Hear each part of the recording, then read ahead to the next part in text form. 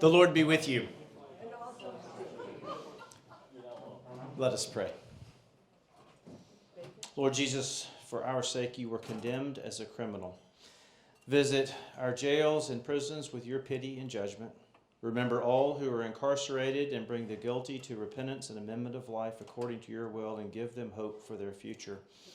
And since what we do for those who are incarcerated, O Lord, we do for you, constrain us to improve their lot.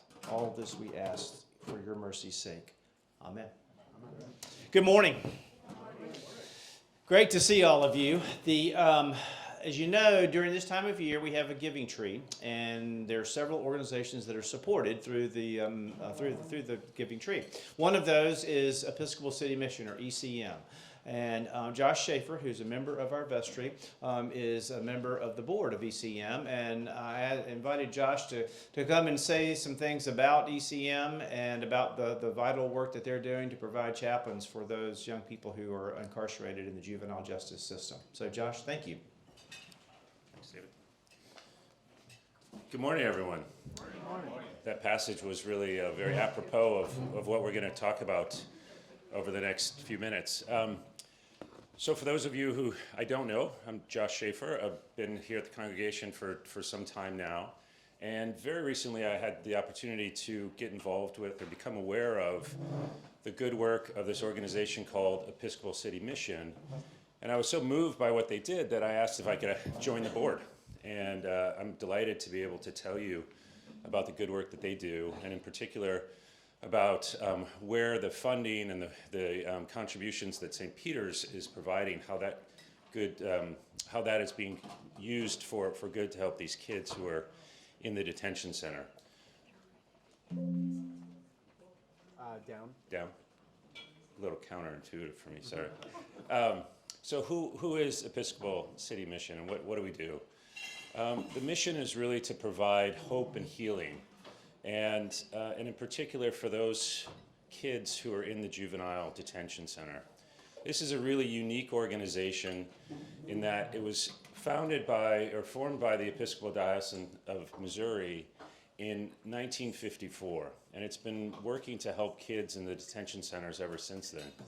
It's also very unique because, as I understand it, it's one of the few organizations across the country, not just in Missouri, but across the country, that is sanctioned to go in and provide chaplaincy and spiritual guidance for kids in the juvenile detention centers.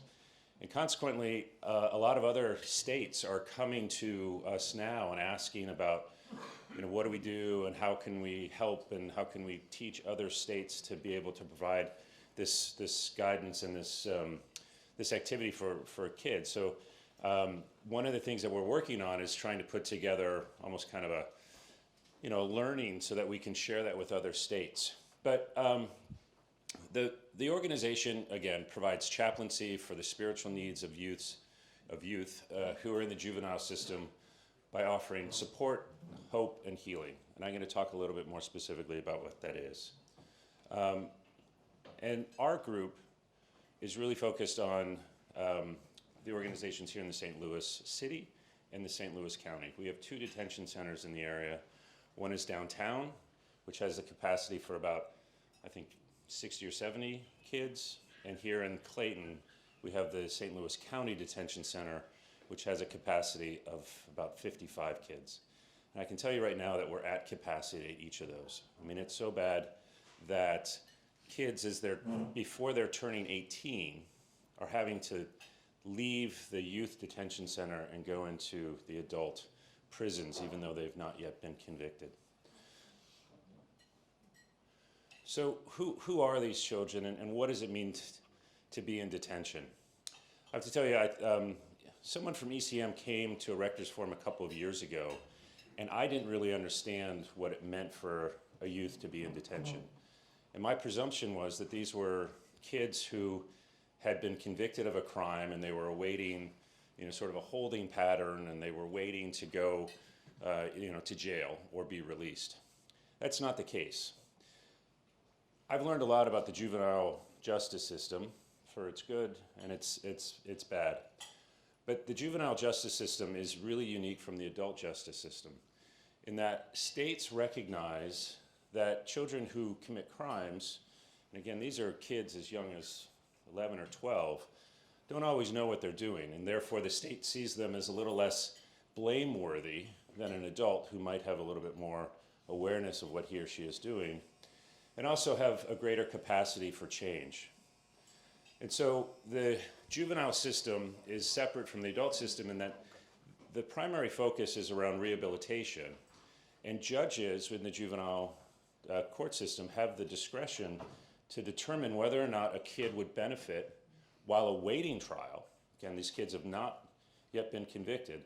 So the judges have the discretion of determining whether a child would have the benefit of being detained while awaiting trial rather than going home.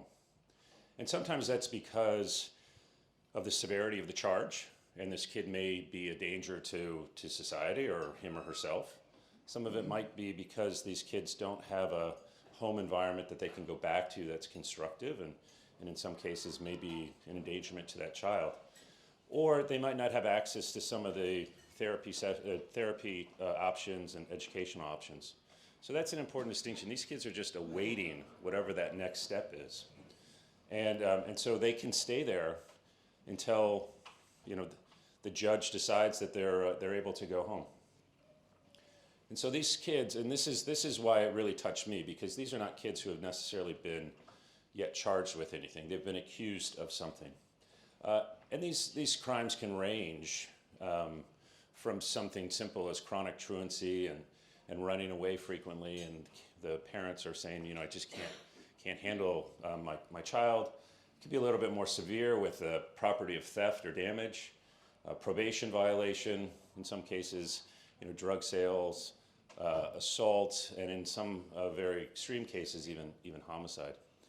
But I've heard stories about kids who have gone out what they thought they were going out to get their hair cut, and they jumped in the car with a buddy.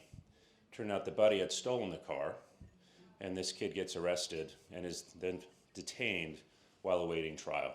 So some of these kids certainly have committed crimes and will be prosecuted, and others are just kind of caught up in the moment, but they're detained awaiting whatever the next step in the adjudication process is.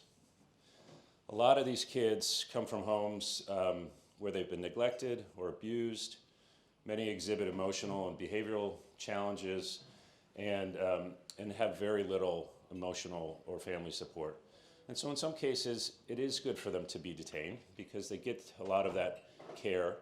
The people who work in the detention centers are truly amazing people who have this wonderful, combination of discipline and rigor and are, big guys taking, looking after these kids, but at the same time just have a wonderful warmth and embrace these young men and women in a way that they probably have never had the opportunity to with their own moms and dads.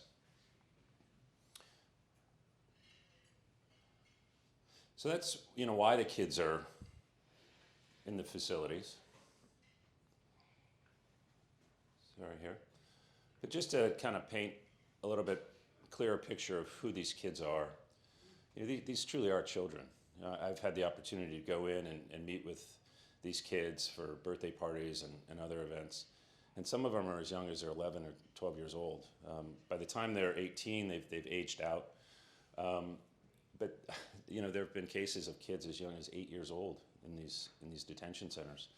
And just to paint a picture, the detention rooms there are. I've only been to the St. Louis County one. There are 8 pods, and in a pod you have anywhere from 6 to 8 kids that have a room that is about the size of this counter with a bed and a toilet. And then there's a common space with a table smaller than this, and that's really where they spend their time. They play games, they play cards. They don't have a whole lot of other options. While they're in there, there is a gym that they can go to on special occasions. At the most they're going there once a day. Otherwise, they're in these rooms just with the other 7 or 8 people and one adult who's supervising them. They don't go outside. Very few windows. They don't see sunlight. For many of them, they do have educational options, and there is a teacher, a couple of teachers who provide education. There's some opportunities for tutoring, and there's a library. But other than that, these kids are really locked away in a room, who struggling oftentimes with the hardest thing is the boredom and just the solitude that they're dealing with. And so that's why what ECM provides is such an amazing gift, because they come in and they talk with these kids and they provide them just an opportunity to let their guard down and talk about what's going on in their life. But anyway, to go back to who these kids are, aged 11 to 17, almost entirely African American, many from the same zip code. I've been in there probably, half dozen times, and every time it's a slightly different group of kids. But, last time I was there, there were 54 kids. I think there was one white kid. Everyone else is black. Most of them are male. Of those kids that I saw, there were three young women. But it averages around, 10% are female, and of course they're kept in separate pods, but they have the opportunity to come together for some of the larger events. And then, some of these kids, if they cannot be kept in these detention centers, as I mentioned, are certified as adults. And even though they're still, in our minds, still babies, they then have to go to the adult jails and they're detained with, grown men. And so this is a really challenging, situation for a lot of these kids who are just awaiting trial, waiting to figure out what's the next step in their journey. And as I mentioned before, the average capacity can range from anywhere from 30 to 50 kids at one time. But right now, all of the detention centers in the state and county are really at full capacity. And how long are these kids in there? It can range, of course, but the average length of stay for these kids is 5 weeks. So these are kids who have been arrested. They've been charged with some crime. It's been determined that either the severity of the crime is severe enough that they need to stay in detention, or they don't have homes that they can go back to where they've got supervision, and they are detained for a period of time awaiting what the next step may be. And in some cases, that could be months and months. If these kids don't have the resources to be able to bring in legal teams to help them defend their cases, or help in the detention hearing, allowing them going before a judge and saying this kid does have supervision. If they don't have those resources, these kids can be in there for months. And in fact, there are some kids that are in there for years, awaiting what the next step is. And it's really heartbreaking to see these kids who are oftentimes kind of the forgotten parts of our society, because there's no one there to fight for them, to get them out, or because they don't have a place to go home to. And this is the safest place for them to be. And so then, the kids are there for a period of time. They will then go in front of a judge to determine whether or not they continue to be detained, or they are awaiting whatever the next step of their trial process might be, either to then, and during that detention hearing, the determination is just whether or not the kid should stay in detention. It's nothing to do with the evidentiary hearing related to the crime that this child's been accused of. So they can wait then even longer, in some cases, if a case is complicated or has some complexity to it. They can wait even longer awaiting that trial to begin. And then once they go, once that adjudication process has taken place, then it's determined whether they might need to have additional therapies. There are other organizations that provide sort of re-entry for these kids, and some therapy and counseling.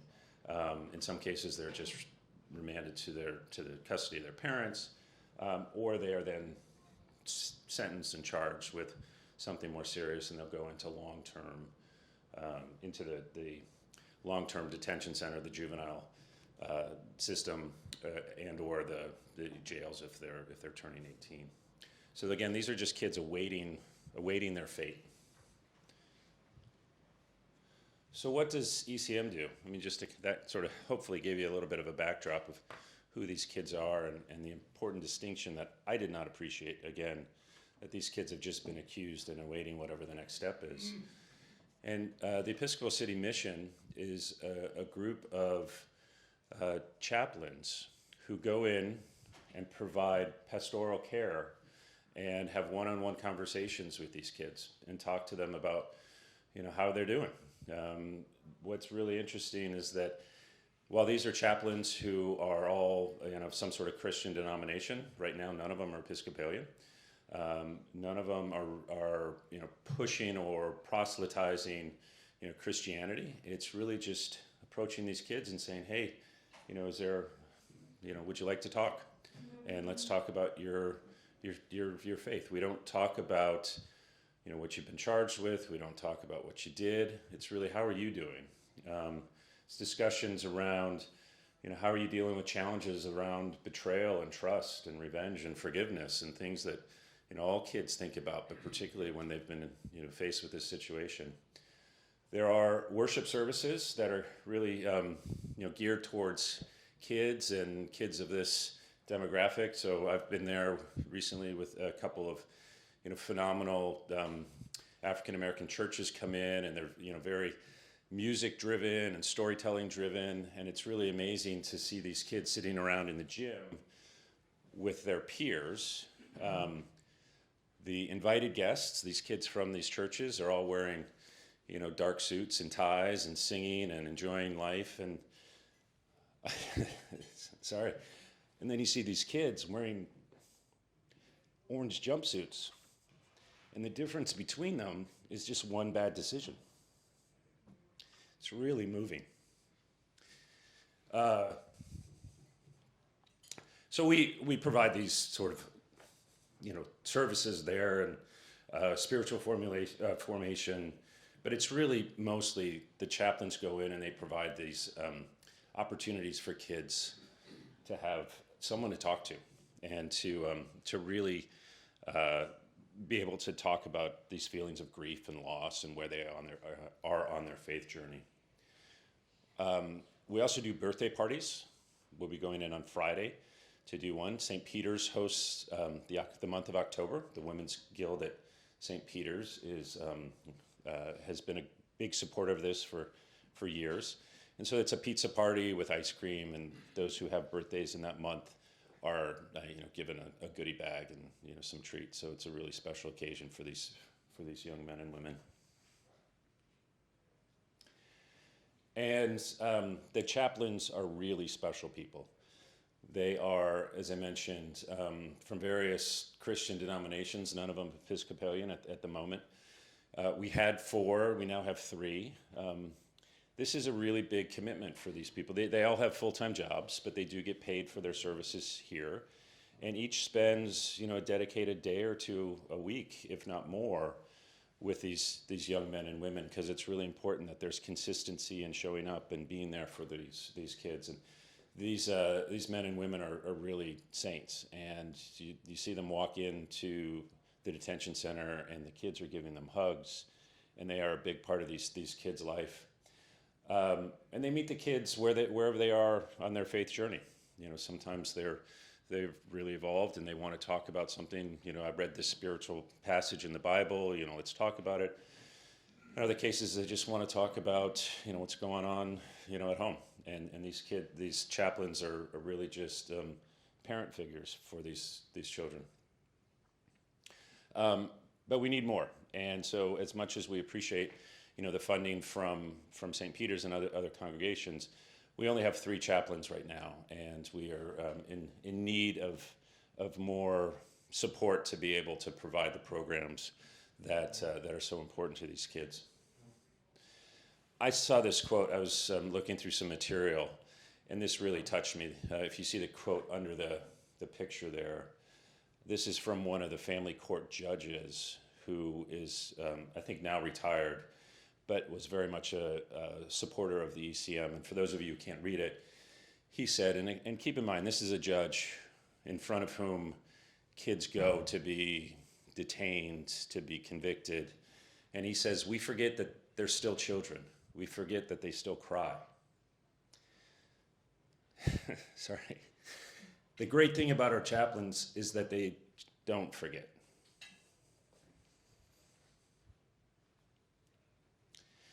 So we get our funding largely from individual donors and congregations. And St. Peter's is one of the more committed donors, so thank you all for your ongoing support there. And I know that many people in the congregation have been individual donors as well. And then we also host an annual Moment in Time event that just took place in early November, and that's the largest single fundraiser for the organization. But I am on the finance committee, and I just did the finances, and despite the great support that we have, we need more, and we continue to kind of operate mostly in the red. We get some support from the diocese that allows us to continue to operate. But we're in the middle now of our strategic planning process, which is really going to be designed around how can we continue to increase the financial support that we're getting so that we can continue to pay the chaplains, bring in more chaplains who can provide some of the additional programming and also cover the administrative expenses. But having said all of that, we're very grateful for the support that St. Peter's has provided and will continue to provide. So my last couple of slides here, I wanted to share with you, the voices of the children. And we went in and this predated my joining the board, but very recently, one of the board members asked the kids, what do you want the people to know about you? And what do you want them to know about your situation? And I'm going to read these out loud to you. And so these are sort of a compilation of what the kids responded. And they said, everybody deserves a second chance. We're all going through something. Kids make mistakes. Don't judge us based on one mistake. Learn about our backgrounds. We're more than criminals. We need people to talk to. We need mentors while we are locked up. Get to know us before you judge us. Have empathy. Walk in our shoes. Don't give up on us. Show us that you care. Understand our story. Treat us the way you want to be treated. And this last one is really poignant for me. We need staff. We need people who really care, who can be enthusiastic and can provide programs to help us. Please show us empathy and feel what we feel. We don't need judgment. We need you to go on this journey with us. And this is from a young woman who just turned 18. She'd been in the detention center for 4 years and has just now moved on to the adult jail. So just to give you a little sense of how these kids are feeling. And what I'd like to do before I take questions is show a quick video here. I think it's about 4 or 5 minutes, just to give you some perspective of the. Jesus said he was the light of the world. And it's our responsibility as followers of Christ to light the way, to lead the kids to God.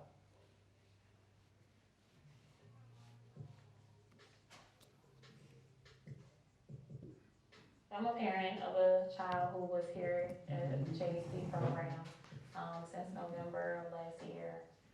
He resided or had been here for 5 months, and it was a ride. I got a lot of support from you guys that really helped us get through the time that my son's been here. Episcopal City Mission, through the work that we do, will provide a light, pathways for young people to find their way. Many times they may find themselves in the juvenile justice system, and that is a place of darkness for many of them that they have never experienced before. And so when we come in and we meet with them, we talk with them, we serve them, we're providing a light, letting them know that there is a future that they can move forward in. A lot of the youth, they're isolated, and they also go off of what the other youth think, so perceptions of how other people make them feel.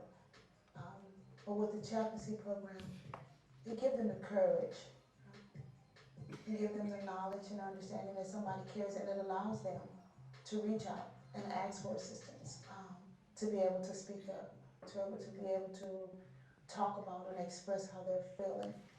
It gives them a sense of belonging, someone cares, someone just to help them, you know, have a sense, like I said, of hopefulness, showing them in spite of their behaviors that have led them here, that there is still hope. I believe the first week that my son was brought into JDC, he reached out to me and he said, "Mom, it's a chaplain here. I want to talk to her." And I said, "Okay, you should do that." And he said the first time that he spoke with the chaplain, he just started crying. Some youth in this facility have a lot of questions about spirituality, about Christ, about church, and our chaplains does a real good job of doing it. I was here this past Saturday, or a couple of Saturdays ago, when we had a program through ECM, and the kids afterwards, they stopped me in the hallway with my supervisor, and they asked if it would be okay that we have prayer in the hallway. But they said they wanted to do it on the unit, but they hit us so hard that we said, no, we're gonna do it right here and now. And the kids said a prayer that actually touched me as a person as well as their peers. When ECM and our donors support the programs, it gives us the opportunity to share the gospel with the children. It gives us the opportunity to really do what God called us to do, to be inside the centers, to be there with the children, to make sure that they're getting the spiritual counsel that they need. If we don't support them, they're going to try to support themselves, and that's typically the reason they're here. No guidance, no support, no structure, no hope. They really don't see a different way of doing things. We have to understand that the environments are not fair for everybody. The opportunities are not the same for everyone. And so if we don't help to support them, they're going to find a way of doing it. And typically that way of doing it is not going to be pro-social. We all understand at the end of the day, it's funding. Yes, you can love, you can cheer, you can do all of that. We all understand we fund what we care about. ECM is a great program, and anybody that is going through this process, I do recommend that you reach out, because like I said, being in a situation, I feel like it's very helpful. I don't know how they feel, if it's needed or not, but like I said, it really, really, really helped me and my son get through with having ECM and the chaplain. So I really appreciate ECM. Great. Thanks. So with that, I'll see if you guys have any questions. Before I open it up. Are you going to let the greedy heating companies and their crazy... Sponsored. This is sponsored by Coca-Cola. One of the detention guards was talking about these kids who were so moved by a church service, and I was there when that happened, and it really was pretty moving. We were all in a big auditorium, and these kids were participating, and they were really just moved by this church service where these other kids had come in and were singing and praying and just telling stories. And these kids were so moved that they just asked, can we just stop right here and say a prayer? And so it just really gives you a sense of how big of an impact this can be for these kids who need hope and healing. So with that, I'll see if there are any questions. Yeah, Charlie. Thank you, Josh. Very emotional. I just want to make sure I understand. So you said the objective of the juvenile justice system is rehabilitation, and they keep them in detention for an average of 5 weeks. But my sense is that there is no rehabilitation efforts other than ECM that occur when they're in detention. It's only after they go through the legal system that they get into the juvenile justice system's various rehabilitation programs. Is that right? Well, so detention is kind of a waiting room. That's exactly right. Detention is very much of a waiting room. I think what they're looking for in that process is, and this is all theoretical because unfortunately the resources within the juvenile system are not there for this to be optimized. But the intention is to kind of, diagnose these kids. What do they need? What could be available to them? Do we have these resources? Doing some behavioral assessments and things like that. But in reality, the actual resources available to these kids in terms of rehabilitation are pretty limited. There is a school there, and there are a couple of teachers, and for many of these kids, that's the best alternative. They either, many of them just don't go to school, and so in some cases that's kind of the form of rehabilitation. In other situations, they're in abusive homes or don't have any adult supervision, single family home, or don't have a home. And so that in some cases is considered the rehabilitation. But your point is a really good one in that, in the way that we might think as a congregation and as a group of people with resources, the way that we think about rehabilitation, therapy and counseling, most of these kids don't have access to that. And so this is kind of the best alternative to that. But I want to underscore the very important point that you made, that this is really just sort of it's a holding pen for these kids until they figure out what's next.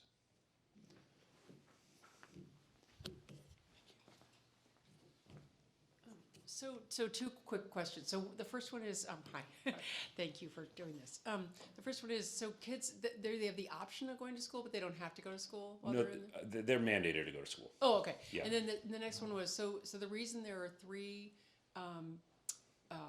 chaplains at this point and not 4 or more is purely funding or lack of finding that person? It's a little bit of both. We had 4. You may have been able to tell I sort of cropped the picture. There were 4 in the picture. He has since left. He was a wonderful chaplain. I think his other obligations just kind of overtook his ability to be there.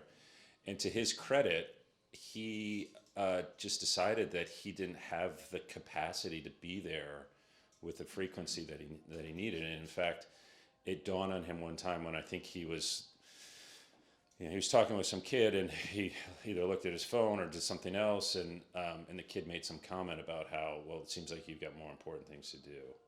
And it was at that point he's like, this is a full time. You've got to be there. You got to be there, 100% while you're there, but you've got to continue to show up. And I think he was feeling stretched, and so we are in need of additional chaplains. So it's funding to be able to pay these chaplains who, they don't make much, but they need some stipend to be able to do this. So we need more chaplains, but we also need funding to continue the programming. And we give these kids Bibles. We do the birthday parties, all of those things as well. Yeah. What kind of qualifications? Oh, I'm sorry. Sorry about that, Josh.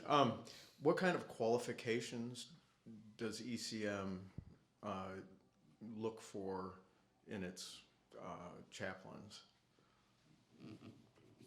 So all of these chaplains are ordained in whatever denomination or faith that they are in, but they also have some counseling around specifically interacting with youth, and then they've also gone through training around how to deal with youth who are in this situation. So specifically things around, you don't talk to these kids about what they've been accused of, and how to deflect that. There's also a lot of just personal safety issues that they're trained on. As board members, in order to go in and interact with these kids, I've also had to go through some training, and there's a background check. Fortunately, I passed that.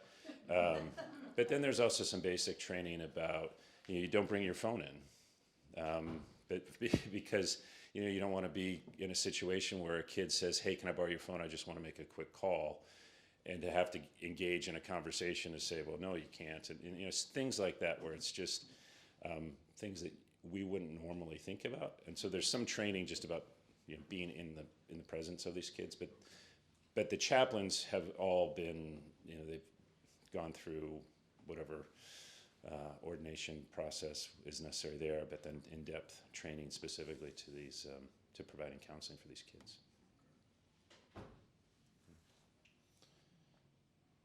Any other questions? Sorry. Besides funding, are there donations of things that, in particular, that would be helpful? That's a good question. I'm sure there are. I don't know the answer to that,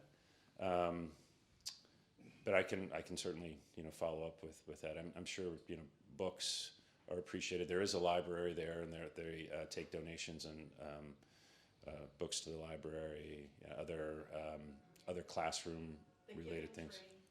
There's tags on the giving tree. Yeah, that's great. Yeah, that's great. So we can see if I can answer that question and maybe put some of those on the giving tree.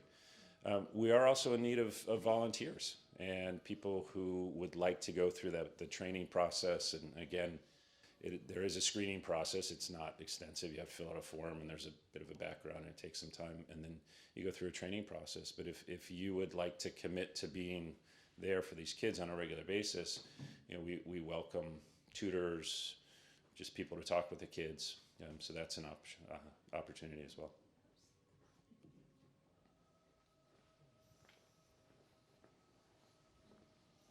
There's one more behind you. Well, you mentioned volunteers. What type of commitment do volunteers need to make? That varies. Probably the best way to get started is on these birthday programs with the Women's Guild. Yeah, and I think that would give you an opportunity. That's once a year. That's once a year, but there are other things. There are other programs that take place. I think it's the first or second Saturday of every month. They bring in another church to come in and do these programs once a month, and members of the community are invited to come in. Certainly, if you're part of the St. Peter's community, we can make arrangements for you to come in and participate.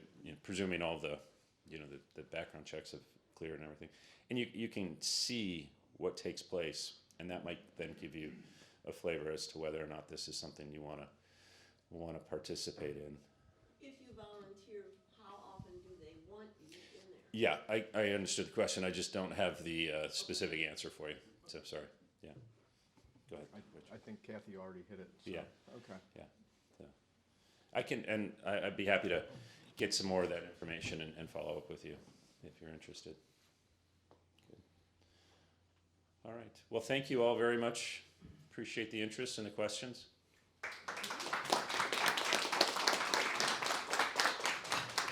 Josh, thank you.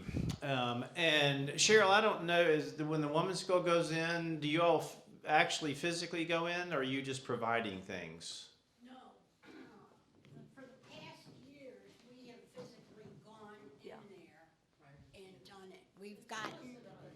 We got a new director, I think, last year. Now, this year, unfortunately, when it was time for us to do it, we had people out of town, and I had hurt my leg, and 2 other people were sick.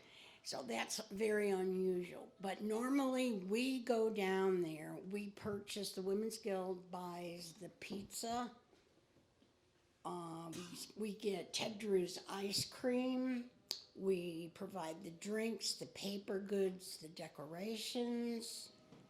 I'm trying to think what else. And we always give whoever has a birthday that month, each of those children get a substantial gift that's worth around $25 probably. And they're very appreciative of that. Boys usually want some kind of like aftershave, and the girls like nail polish and things like that, or hair things, I mean, the chaplains tell us, and so we know what to get. And we've also gotten earbuds and earplugs. And 2 years ago, when Beth Bode was the head, we had gotten a list from her of many, many books. And the Women's Guild went ahead, and I know we got over $250 worth of books, which were titles which Beth suggested, and all the titles she suggested, we went ahead and bought. And we got a set for the county and a set for the city, so that these kids, the books that we got were like children that were in the same kind of situation. And they were kind of faith-based, but yet it was somebody else they could relate to, and then talk to the chaplain later on about, this person did this, what do you think about this? So we always try to do something like that they need, that we can do. Now, for the past 3 years, because of COVID, we could only take the things down there and drop them off. We were not allowed in the building, but no one was. I mean, they just had no visitors. This is the first year they opened it up. They do it differently now. Also, they used to have everyone come to the cafeteria, so we'd go down to the cafeteria, and then we would provide the refreshments and have a birthday party, and all the kids would be in there, and then we'd play bingo, and each of them got a treat bag, but then we'd also play bingo, and the prizes were like little candy bars or whatever, and they really liked that. But now this year it was supposed to be different, that we would go to the wards and go into each section and give out the materials. They have a new director, and that's the way he wanted to do it, which is fine. And I do know that the chaplain had told us that 3 of those kids last summer, it was on the news, escaped from the place. They went in the cafeteria, and they just had regular chairs and tables in there. And the kids moved the chairs and tables over to the window and climbed out the window. So the director, who's very smart, said, well, that's enough of that stuff. So he went out and bought all new tables and chairs, and they're all bolted to the floor. So they can't do that anymore. But, I mean, the kids usually are very, very appreciative of whatever you do for them. And some of them, they really don't have any idea of what true family life is like. A birthday party. Yeah, some of them have never, ever had a birthday party. Ever. No, or a card or anything. And so this, to them, they really look forward to these birthday parties, because they're like, oh my gosh, this is a celebration, this is so cool. So they get really upset if they can't go to the party. But I'd highly recommend it. Well, it's a wonderful ministry. I'm grateful to Josh and for the different ways that so many of you have been involved in it. And again, just a reminder that it is one of the organizations that we're supporting through the Giving Tree. So there are ornaments on it upstairs, and we have a smaller giving tree down here that we use for the 5 o'clock service. So there are ornaments in both places, not only for ECM but for the other 3 organizations. Thank you. Thank you all. Good to be with you. God bless.